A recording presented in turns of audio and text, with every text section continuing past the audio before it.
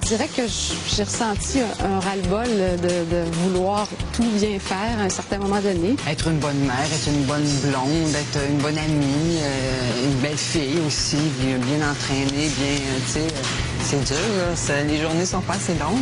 On a un problème, c'est sûr, les femmes, avec tous ces modèles-là qu'on nous propose. Martha Stewart, c'est de la porno domestique. Je pense que j'ai raté ma vie personnelle à cause de ce fichu souci de la perfection.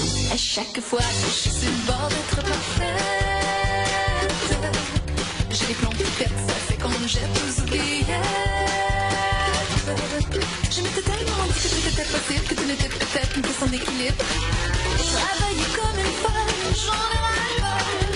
Jouer les sex symboles, j'en ai ras-le-bol. Nettoyer les casseroles, j'en ai ras-le-bol. Être responsable de la métropole, endurer les matchs de football, même les cours d'espagnol, j'en ai ras-le-bol.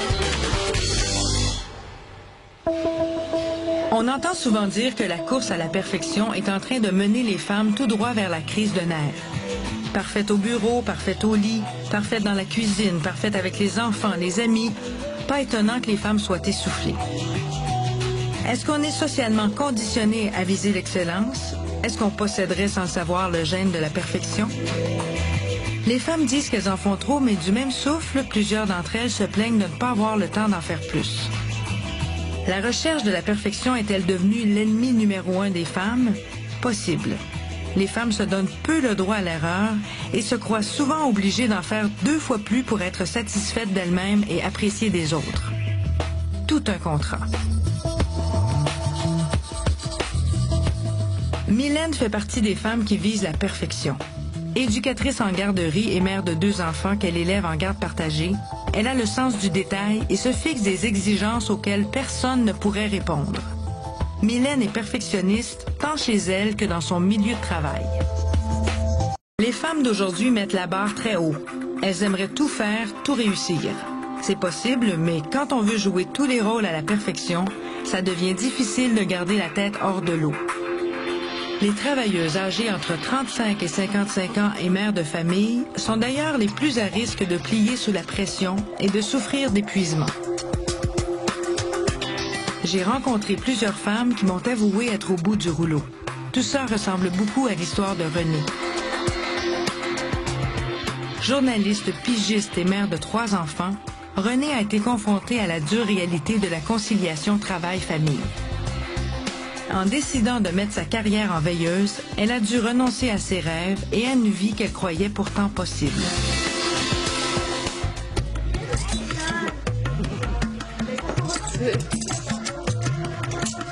Je dirais que j'ai ressenti un ras-le-bol de vouloir tout bien faire à un certain moment donné.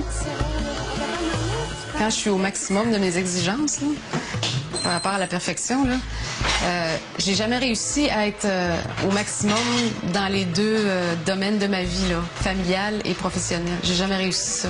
Si j'étais au maximum dans un, c'était l'enfer dans l'autre. Puis au travail, bon, j'étais toujours...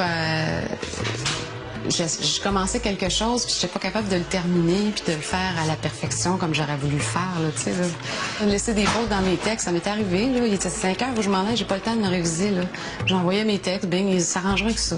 J'étais obligée de... J'avais comme pas le choix, là. Moi, je m'étais imaginé que j'allais avoir une vie peut-être différente de celle de ma mère, que j'allais pouvoir tout faire en même temps, avoir une carrière, avoir des enfants. Moi, je suis une femme forte, moi, je suis capable. Je me suis rendu compte que la responsabilité des enfants, c'est tellement plus gros que ce que je pensais. Je pense qu'on essaie d'en faire trop en même temps, qu'on se met trop de pression, puis que je pense pas qu'on peut tenir le rythme très longtemps, là. Surtout si on continue à vouloir tout faire à la perfection. Peut-être que la femme parfaite aussi, c'est celle où qui a un mari à la maison qui s'occupe de tout, peut-être, je sais pas.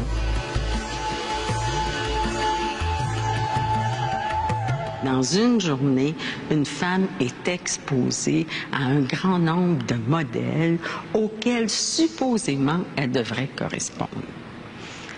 Elle ouvre une revue, elle ne voit que des jeunes femmes en forme, minces et tout ça. Elle se dit, mon Dieu, il faut que j'aille au gym. Elle regarde ce qui se passe. On fait plein de reportages sur comment on doit s'occuper des enfants. Ah, dis-moi, c'est vrai, il me semble que je m'en suis pas assez occupée à tel niveau. Je devrais en plus inscrire mon enfant à un cours de danse, ce qui veut dire aller leur conduire la tente, d'aller le chercher. On lit sur l'alimentation, on dit, c'est vrai, il y a l'alimentation biologique, ce serait beaucoup mieux. Je ferai plus ma commande d'épicerie au coin de la rue, je vais aller, bon. Ce sont tous ces modèles-là qui, à un moment donné, deviennent des pressions qui s'accumulent une sur l'autre. Les femmes qui visent la perfection en tout sont souvent des femmes performantes et efficaces. Mais à force d'avoir le pied collé à l'accélérateur, on risque le dérapage. Je connais plus d'une superwoman qui regarde le tableau de bord en se demandant si elle n'est pas en train de dépasser les limites. Danielle fait partie de celle-là. Elle est à la tête d'une entreprise à succès dans le domaine du conditionnement physique. Elle est le type de femme qui ne s'arrête jamais, qui voit à tout et ne laisse rien au hasard, tant dans sa vie personnelle que professionnelle.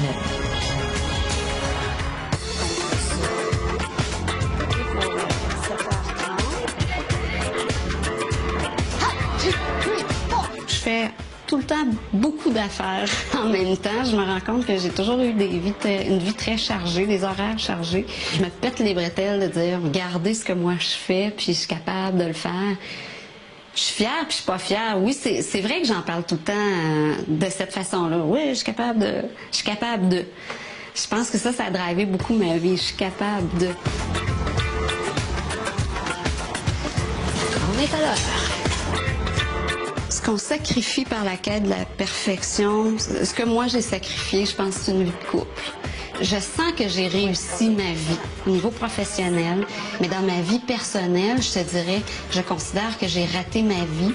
Puis je pense que j'ai raté ma vie personnelle à cause de ce fichu souci de la perfection. Que si j'avais réussi à travailler ça, que j'avais eu moins ces exigences-là envers moi-même puis envers un conjoint, probablement que je serais en couple avec quelqu'un. Parce que je pense que c'est lourd pour moi puis c'est lourd pour l'autre. J'avais tendance beaucoup aussi à me dénigrer physiquement. J'étais jamais assez bien, j'étais jamais assez parfaite. Et ça, je sais que ça a tombé ses nerfs de mes chums énormément. Puis je me dis, merde, le prochain chum, je ferai pas les mêmes erreurs, tu sais. J'en ai ras-le-bol de me sentir pas assez. C'est vraiment ça. C'est... Ah, tu sais, des fois, j'ai envie de me dire, mais laisse-moi vivre, laisse-moi tranquille, tu sais. Je peux-tu juste être? On va être bien, là. Ça va être correct, tu sais. Fait que ça, oui, j'en ai ras-le-bol. C'est très tentant, le perfectionnisme, hein? Parce que on a l'impression de se rapprocher du but et du bonheur, avec un grand B. On a l'impression qu'enfin, tout va... Quand on va avoir le monde qui va ressembler à une image de magazine, qui va ressembler à Wallpaper ou à Décor Mag, selon nos références, bon... Quand ma table va ressembler à ce que Martha Stewart me présente en studio, quand moi je vais être aussi belle que la mannequin du moment, eh bien, je vais être heureuse. Comme si on n'en avait pas déjà assez à faire, c'est devenu un véritable tour de force de nourrir une famille aujourd'hui. Alimentation saine et diversifiée, bio, sans sel, sans gras, sans OGM. À force de s'informer sur ce qu'on doit manger ou non, on s'impose maintenant d'être des nutritionnistes au quotidien.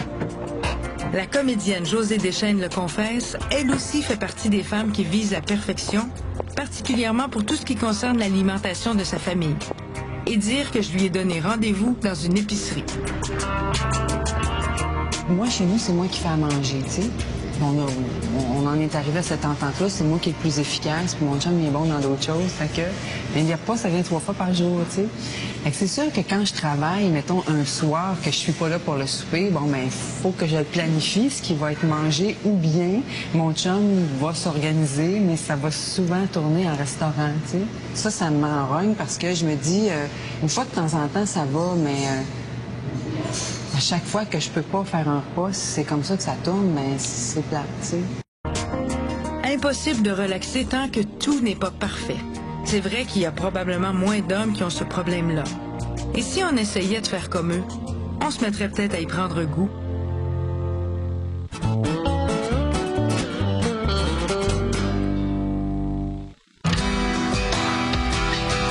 Pour plusieurs d'entre nous, le modèle de la femme des années 2000 est une professionnelle bien manucurée, épouse et mère dévouée, hôtesse attentionnée, le tout dans un corps parfait avec une humeur parfaite. S'il y a une fille qui en a long à dire sur la femme parfaite, c'est William Saint-Hilaire, l'auteur du livre « Les femmes en font trop ». Lorsque William parle de la femme parfaite, elle n'y va pas de main morte. Marcia, les femmes parfaites sont terriblement ennuyantes. Non seulement elles sont ennuyantes, elles sont agressantes, elles sont menteuses, elles nous font à croire que toutes ces normes, ça existe vraiment. Essentiellement, elles sont complices d'un vaste complot pour qu'on prenne des antidépresseurs. Pourquoi tu dis que la femme parfaite est menteuse? Eh bien, la femme parfaite, c'est celle qui n'a jamais de problème. Ou alors, c'est celle qui a des solutions à des faux problèmes. C'est celle qui a des enfants parfaits, un mari parfait, une carrière parfaite, des promotions, des démotions qui font toujours son affaire. La femme parfaite n'a pas d'état d'âme. Qu'est-ce que les hommes pensent des femmes qui visent la perfection? Marcia, les femmes parfaites sont débandantes. On peut rêver d'avoir un conjoint impeccable, mais la femme parfaite, c'est celle qu'on n'ose pas cruiser parce qu'on se dit, ben là, tu sais, je veux dire, ça lui prend tel ou tel gars. Donc, le gars se dit, moi, je suis pas un gars parfait. Je suis pas à la hauteur. Je suis pas à la hauteur. Qu'est-ce que je vais faire avec une fille parfaite?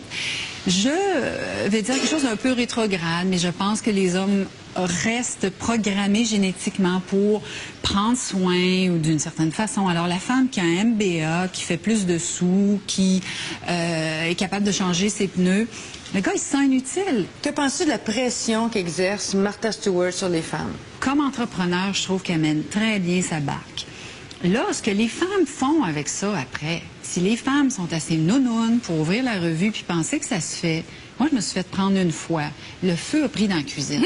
Fait que là, je me suis dit, bon, la glace sèche puis les affaires d'Halloween, ça marche pas chez nous. C'est le fun quand tu as 4 assistants puis 2 chimistes qui sont disponibles pour faire ça. Mais il faut savoir regarder ça comme une œuvre d'art puis dire, ben oui, c'est trippant. Quand tu as effectivement... t'es doué pour faire ces choses-là, puis que t'as pas 2, 3 enfants, puis des rendez-vous chez l'orthodontiste, ça se fait. Mais je trouve que la déco pour les femmes, c'est un petit peu comme le char pour les gars. C'est-à-dire, on aime ça frotter, on aime ça que ça soit beau, et on peut-être prend le contrôle d'un tout petit environnement qui est à nous, alors que dans nos grandes entreprises, dans nos méga structures, dans nos super ministères, on n'emmène pas large. Et probablement que c'est pour ça que Martha Stewart inspire tant de femmes, c'est qu'elle dit à tout le monde, vous pouvez être une déesse chez vous. William, si j'avais un service de vaisselle spécialement pour Noël, est-ce que tu viendrais souper chez nous? Quand on est rendu à avoir un service de vaisselle spécifiquement pour Noël, on est dans le superflu et on est dans le détail. En fait, je te dirais qu'on est dans l'enculage de mouches. Et pour moi, c'est symptomatique d'un grand mal de vivre. Pas dire « Hey, c'est cute chez Madame Chose » où on a bien mangé, où elle fait bien à manger. Non, on est dans le non nécessaire. Et je me dis, quelqu'un qui a besoin de ça pour se sentir à l'aise de recevoir devrait aller en thérapie. Quel conseil pourrais-tu donner, William, aux femmes qui désiraient être moins parfaites? Je suis pas là pour dire aux gens « Soyez zen comme moi ». Je colle au plafond régulièrement. Je pense que en vieillissant, on peut se détendre un peu, on peut être moins peut-être soumise à une mère qui nous voulait parfaite ou à un mari ou un patron et s'amuser davantage. Les propos de William sont dits avec humour et même s'ils nous égratignent au passage, ils ont le mérite de nous inciter à rire de nos travers. On a un problème, c'est sûr, les femmes, avec tous ces modèles-là qu'on nous propose.